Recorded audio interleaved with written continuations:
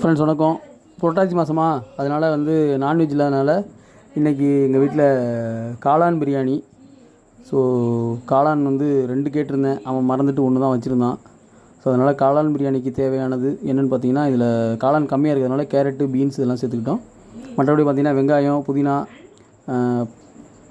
கொத்தமல்லி, எலுமிச்சம்பழம், தயிர், எப்படி பிரியாணி செய்கிறோமோ அதே டைப்பில் நம்ம வந்து இதை செஞ்சோம் அப்படின்னா சூப்பராக இருக்கும். இஞ்சி பூண்டு கண்டிப்பாக சேர்த்துக்கணும், சேர்த்தா தான் அந்த பிரியாணி அந்த ஃப்ளேவர் வரும். கண்டிப்பாக வந்து ட்ரை பண்ணி பாருங்கள். நார்மலான செய்முறை தான். ஓகே, இது செஞ்சாச்சு. ஷார்ட்ஸுன்றதுனால நான் ஃபுல்லாக இதை போடலை. பிரியாணி சாப்பிட்டு பாருங்கள், சூப்பராக இருக்கும். வீட்டில் நீங்களும் செஞ்சு ட்ரை பண்ணி பாருங்கள்.